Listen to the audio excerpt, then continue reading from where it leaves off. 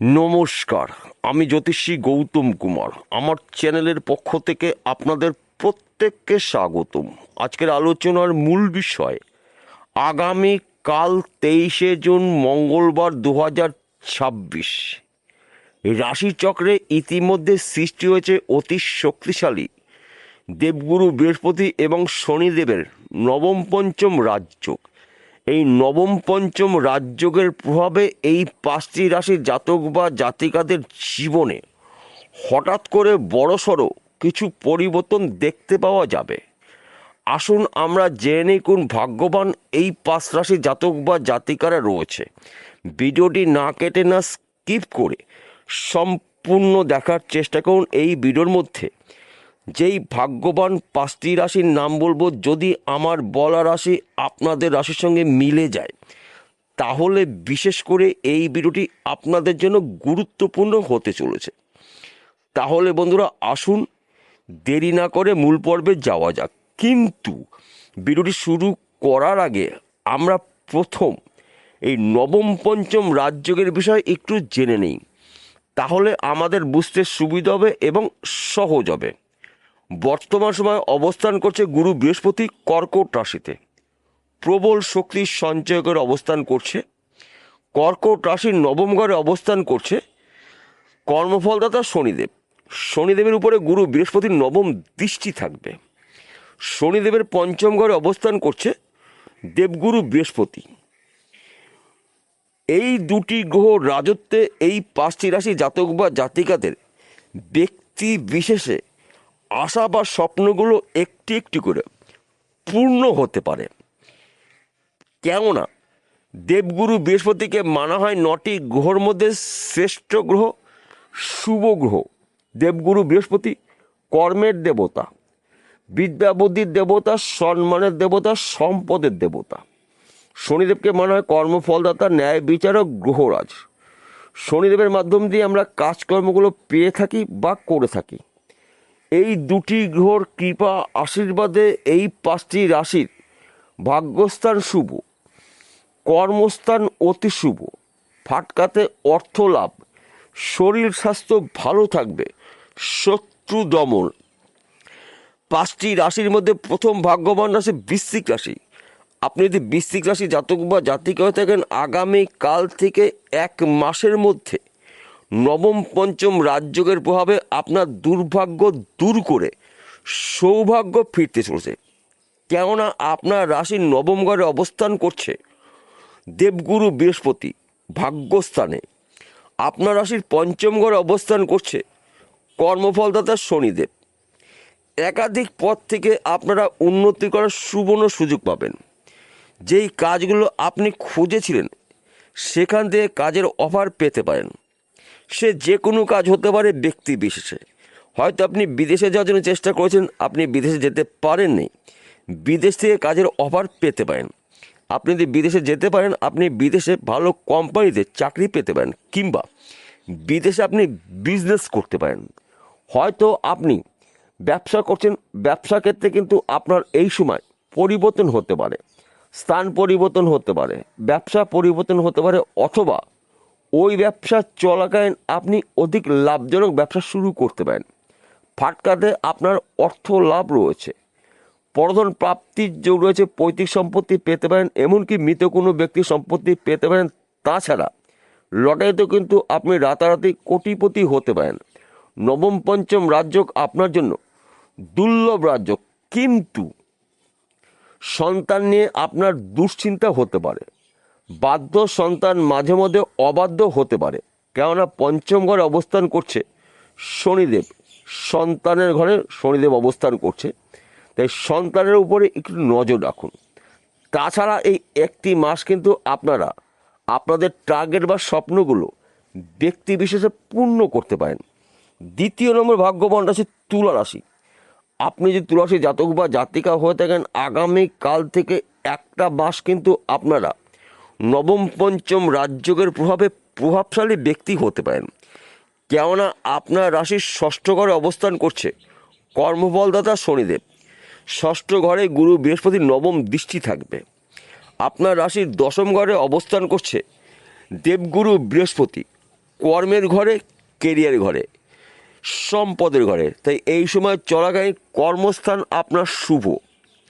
বর্তমান সময়ে আপনি যেই কর্মই করুন না কেন, কর্মস্থান পরিবর্তন হতে পারে, কিংবা আপনি হয়তো বিদেশে যাওয়ার চেষ্টা করছেন, যেতে পারেননি, বিদেশ থেকে কাজের অফার পাবেন। হয়তো আপনি চাকরির জন্য চেষ্টা করেছেন, এখন মধ্যে চাকরি পাননি, আর যদিও হয়তো চাকরি করছেন, আপনার মনের মতন আপনি চাকরি পাননি। এই সময় চলাকালীন কিন্তু চাকরি ক্ষেত্রেও আপনার শুভ খবর আসতে পারে। আমি বলতে চাইছি, চাকরির বড় অফার পেতে পারেন, কিংবা আপনি চাকরি করছেন, দীর্ঘদিনের প্রমোশন আটকে রয়েছে, প্রমোশন প্রাপ্তির যোগ রয়েছে। দশম ঘরে অবস্থান করছে দেবগুরু বৃহস্পতি, কর্মের ঘরে, কেরিয়ার ঘরে। এই কর্মস্থান কিন্তু আপনার শুভ। আপনি যেই কাজের মধ্যে যুক্ত থাকুন না কেন, হয়তো আপনি কৃষক পরিবারের ব্যক্তি, কৃষিকাজের মাধ্যমেও কিন্তু আপনার টার্গেট বা স্বপ্নগুলো পূর্ণ করতে পারেন। কিন্তু শুভ সময়টাকে আপনি অবহেলা, অপচয় না করে এই সময়কে যদি আপনি কাজে লাগাতে পারেন, তবেই কিন্তু আপনি নবম পঞ্চম রাজযোগের প্রভাবে প্রভাবশালী ব্যক্তি হতে পারেন। তৃতীয় নম্বর ভাগ্যবান রাশি, আপনি যদি মকর রাশি জাতক বা জাতিকা হয়ে থাকেন, নবম পঞ্চম রাজযোগ আপনার জন্য দুর্লভ রাজযোগ। বেকার রয়েছেন, কাজের শুভ খবর পাবেন। ব্যবসা ক্ষেত্রে আপনার উন্নতি, চাকরি ক্ষেত্রে প্রমোশন, বিদেশ যাত্রা শুভ, গৃহে সুখ সমৃদ্ধি প্রবেশ করবে, সন্তান সুখ প্রাপ্তি, একাধিক জায়গা থেকে কাজের শুভ খবর পাবেন। কেননা আপনার রাশির তৃতীয় ঘরে অবস্থান করছে আপনার রাশির পিতা গ্রহ শনিদেব, আপনার রাশির সপ্তম ঘরে অবস্থান করছে গুরু বৃহস্পতি। দাম্পত্য জীবনে সুখ সমৃদ্ধি প্রবেশ করবে, সন্তান সুখ প্রাপ্তি, অবাধ্য সন্তান বাধ্য মতন চলবে। ব্যবসা ক্ষেত্রে উন্নতি রয়েছে, হঠাৎ করে আপনার হাতে আনলিমিটেড অর্থ আসতে পারে। নবম পঞ্চম রাজযোগ আপনার জন্য দুর্লভ রাজযোগ। চতুর্থ নম্বর ভাগ্যবান রাশি, আপনি যদি কুম্ভ রাশি জাতক বা জাতিক হয়ে থাকেন, আপনার রাশির সাপেক্ষে দ্বিতীয় ঘরে অবস্থান করছে আপনার রাশির পিতা গ্রহ, আপনার রাশির সাপেক্ষে ষষ্ঠ ঘরে অবস্থান করছে দেবগুরু বৃহস্পতি। অর্থাৎ এই সময় চলাকালীন কিন্তু আপনার নানা জায়গার থেকে শুভ খবরগুলো আসতে পারে, নানা দিক থেকে কাজের শুভ খবর পাবেন। বেকার রয়েছেন, কাজের শুভ খবর পাবেন। চাকরি করছেন, প্রমোশন রয়েছে। বিদেশ যাত্রা শুভ, শরীর স্বাস্থ্য ভালো থাকবে, ফাটকাতে অর্থ লাভ হতে পারে। একাধিক জায়গা থেকে আপনি উন্নতি করার সুবর্ণ সুযোগ পাবেন। নবম পঞ্চম রাজযোগ আপনার জন্য দুর্লভ রাজযোগ, যাটাকে সম্পূর্ণ বলে শেষ করা যাবে না। তাই আপনারা যদি অ্যালার্ট থাকতে পারেন, সুযোগে সৎ কাজ করতে পারেন, তবেই কিন্তু আপনি একজন সফল ব্যক্তি হতে পারেন। এই একটা মাস কিন্তু আপনারা আপনাদের টার্গেটগুলো পূর্ণ করতে পারেন। পঞ্চম নম্বর ভাগ্যবান রাশি, আপনি যদি কন্যা রাশি জাতক বা জাতিকে হয়ে থাকেন, আপনার রাশির সাপেক্ষে সপ্তম ঘরে অবস্থান করছে শনি, একাদশ ঘরে অবস্থান করছে গুরু বৃহস্পতি। নবম পঞ্চম রাজযোগ আপনার জন্য দুর্লভ রাজযোগ। বেকার রয়েছেন, কাজের শুভ খবর পাবেন। ব্যবসা ক্ষেত্রে উন্নতি হতে পারে, বিদেশ যাত্রা শুভ, আপনার গিয়ে সুখ সমৃদ্ধি প্রবেশ করবে, সন্তান সুখ প্রাপ্তি। বর্তমান সময় যারা ব্যবসা করছেন, ব্যবসা ক্ষেত্রে কিন্তু আপনার পরিবর্তন হতে পারে, অথবা ওই ব্যবসা চলাকালীন আপনি অধিক লাভজনক ব্যবসা শুরু করতে পারেন। সময় কিন্তু আপনার জন্য অনুকূলে রয়েছে।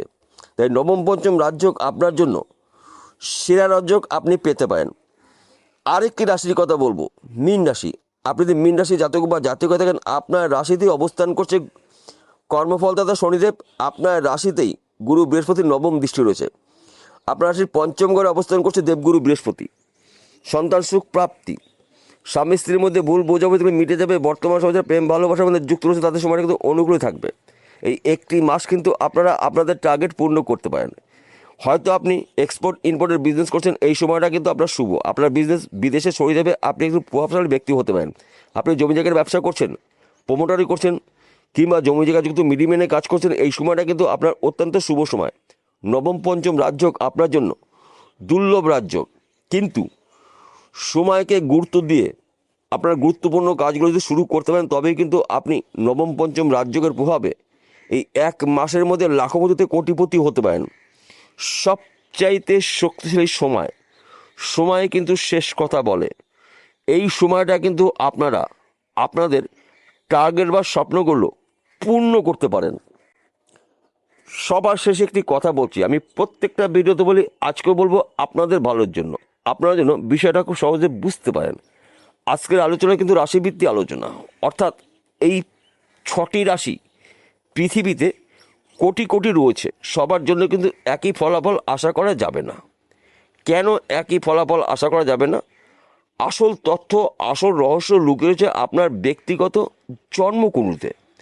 যদি আপনাদের জন্মকুণ্ডলিতে দেবগুরু বৃহস্পতি, শনিদেব, ভাগ্য শুভ থাকে, তাহলে আগামী কাল থেকে 1 মাসের মধ্যে কোনো না কোনো জায়গার থেকে আপনি শুভ খবর পাবেন।